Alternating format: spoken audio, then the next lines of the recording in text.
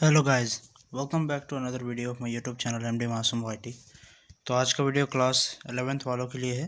काफ़ी important 30 questions जो कि आपके बोर्ड एग्जाम में पूछे जाने की पूरी संभावनाएं हैं।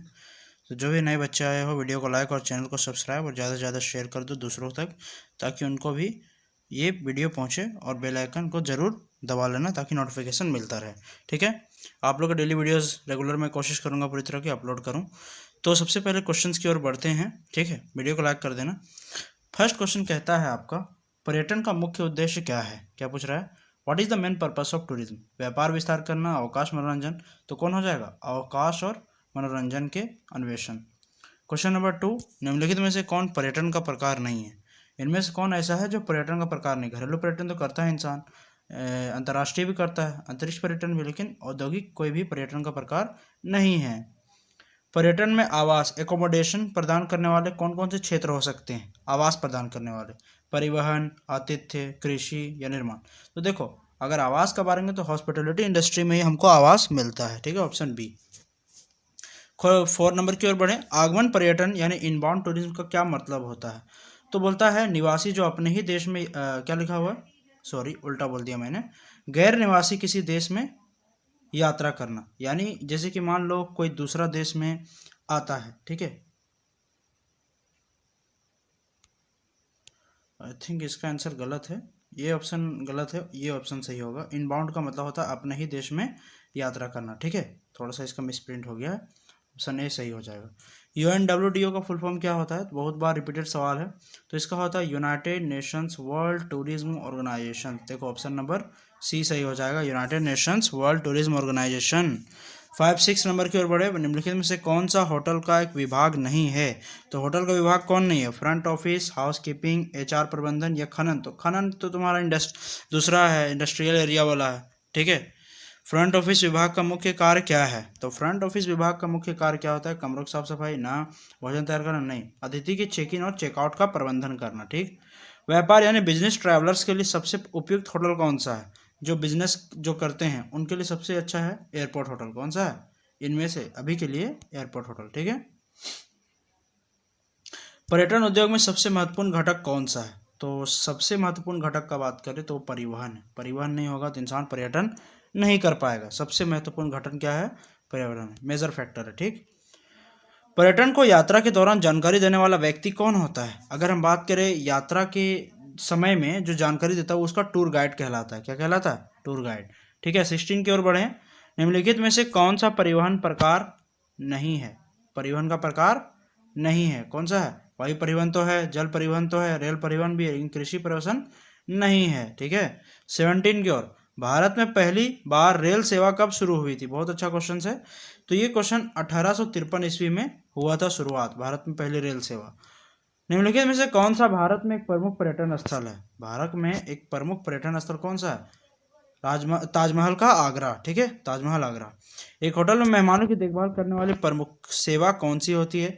तो मेहमानों को देखभाल करता है वो कौन होता है? हाउस कीपिंग होता है। कौन सा होता है? House keeping. ठीक, फूड एंड बेवरेज विभाग मुख्य रूप से क्या करता है? F&B सर्विस का मेन काम क्या होता है? भोजन और पेय पदार्थ की सेवा, यानी फूड और बेवरेज सर्विस प्रोवाइड करना। आगे बढ़े 21 की ओर। रिजॉर्ट होटल आमतौर पर किसके लिए बनाया जाता है? तो रिजॉर्ट होटल आमतौर पर किसके लिए बनाया जाता है? व्यापारिक बैठकों के लिए, विश्राम और अवकाश के लिए, चिकित्सा उपचार के लिए, केवल विवाह समारोह के लिए। तो देखो, ये जो रिजॉर्ट होटल होता है वो विश्राम और अवकाश के लिए, यानी रेस्ट करने के लिए और छुट्टी मनाने के लिए। ठीक है, क्वेश्चन नंबर 22, हेरिटेज होटल किसे कहा जाता है? तो जो पारंपरिक शैली में बने होते हैं, यानी पुराने जमाने की चीज़ों में जो जगहों पर बने होते हैं उनको हेरिटेज होटल, विरासत होटल कहा जाता है। ठीक है, होटल में मेहमानों की स्वागत करने का काम कौन करता है? तो भाई जाहिर सी बात है, रिसेप्शनिस्ट, जो जिसको हम लोग फ्रंट ऑफिस भी कहते हैं अपना भाषा में, तो वो कौन हो जाएगा आपका? रिसेप्शनिस्ट। ठीक है, पर्यटन विपणन का मुख्य उद्देश्य क्या होता है? तो देखो, पर्यटन विपणन का एक मुख्य उद्देश्य है अपना, तो ये आई थिंक थोड़ा सा क्वेश्चन इधर उधर हुआ है बनाने में। तो आगे बढ़ें तो कह रहा है पर्यटन विपणन का यानी टूरिज्म मार्केटिंग का मेन पर्पस क्या होता है? पर्यटकों को आकर्षित करना, ये इसका मेन पर्पस है। पर्यटकों के बीच किसी गंतव्य को लोकप्रिय बनाने के लिए कौन सा माध्यम सबसे प्रभावी है? तो पर्यटकों के बीच अगर कोई जिस जगह घूमने जाते हो तो सबसे बढ़िया अभी है, अभी के टाइम की बात कर रहा है, तो वो सोशल मीडिया और इंटरनेट है। किसी भी जगह देख लो अभी डिटेल में सारी जानकारी। ठीक है, भारत सरकार द्वारा पर्यटन को बढ़ावा देने के लिए कौन सा अभियान चलाया गया है? तो वो आपका है इनक्रेडिबल इंडिया, ठीक है, इनक्रेडिबल इंडिया। पर्यटन में सीजनलिटी का क्या अर्थ होता है? सीजनलिटी बहुत इंपॉर्टेंट क्वेश्चन है। किसी स्थान पर विशेष मौसम में अधिक पर्यटकों आ जाना सीजनलिटी कहलाता है, यानी ये SEASON सीजन LITY सीजनलिटी, ठीक है, ये हो गया। तो कोई खास मौसम में अगर बहुत जगह पर्यटक इकट्ठा हो जाते हैं, जैसे अभी महाकुंभ चल रहा है, तो वो सीजनलिटी कह सकते हैं एक तरफ से, ठीक है। निम्नलिखित में से कौन सा पर्यटन विपणन का मुख्य तत्व, प्रमुख तत्व नहीं है?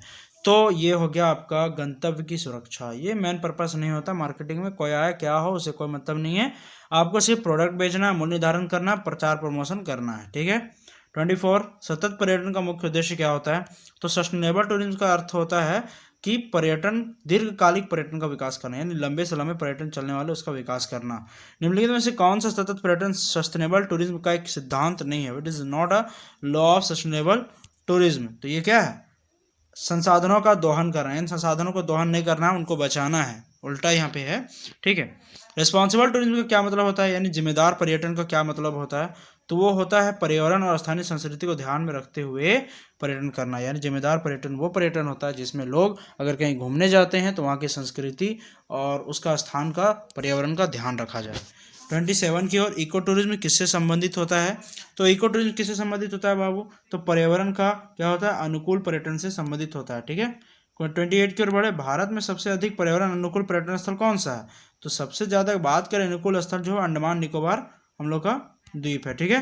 29 की ओर बढ़े, पर्यटन और आर्थिक उद्योग में करियर के कौन कौन से मौके मिल सकते हैं? आपको टूर गाइड बना सकता है, होटल प्रबंधक बना सकता है, एयर होस्टेस बन सकते हैं, ऑल ऑफ दीज, ऊपर सभी, ठीक है। तो लास्ट क्वेश्चन की ओर बढ़ते हैं। 30 पर्यटन और आतिथ्य उद्योग में आवश्यक मुख्य कौशल क्या है? सबसे मेन क्या होता है भाई? तो संचार कौशल, कम्युनिकेशन स्किल अच्छा होना चाहिए आपका, टेक्निकल कौशल भी अच्छा होना चाहिए, ग्राहक सेवा, कस्टमर सर्विस अच्छा है, यानी ऑल ऑफ दिस इसका सही हो जाएगा। तो ये थे आज के कुछ इंपॉर्टेंट 30 MCQ क्वेश्चंस जो कि मैंने करा दिया है। इस तरह और भी इंपॉर्टेंट क्वेश्चंस मैं लाऊंगा डेली, ठीक है। वीडियो को लाइक, चैनल को सब्सक्राइब कर लो, और एक नया ग्रुप बन रहा है टेलीग्राम का क्लास 11th के लिए, तो उसमें ज्वाइन कर लो चैनल, मैं उसका लिंक डाल दूंगा, ठीक है। मिलते हैं नेक्स्ट वीडियो में, तब तक के लिए बाय बाय, जय हिंद जय भारत।